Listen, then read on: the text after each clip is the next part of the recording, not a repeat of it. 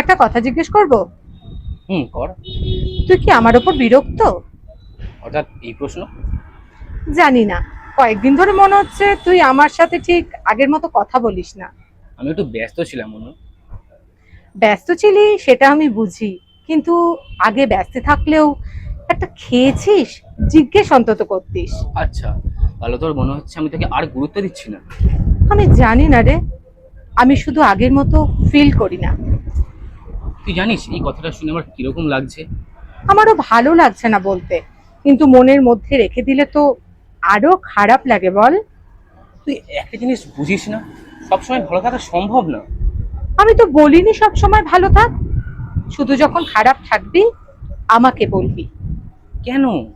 কারণ কারণ তুই আমার মানুষ। তোর ভালো সময় পাশে থাকবো আর খারাপ সময় দূরে দাঁড়িয়ে থাকবো, এটা আমি পারবো না রে। তুই এত সহজে এসব বলিস কিভাবে?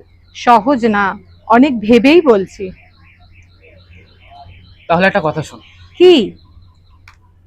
আমি বদলাইনি। আসলে কিছুদিন ধরে নিজের সাথে একটু লড়াই করছিলাম। এই যা। তাহলে আমাকে বাইরে রাখলি কেন?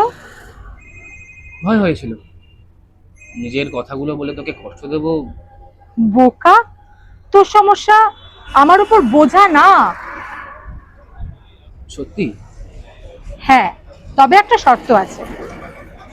কি? পরের বার মন খারাপ হলে আমি ঠিক আছি বলে আমাকে এড়িয়ে যাবি না। আচ্ছা, প্রমিস? প্রমিস। আর হ্যাঁ, কাল থেকে অন্তত একটা খেয়েছিস চাই। শুধু একটা? হুম। তাহলে একটা, দুটো, তিনটে, আরে দাঁড়া চারটে? দাঁড়া দাঁড়া, কেন? না, একটা সকালে, একটা রাতে, আর বাকিগুলো।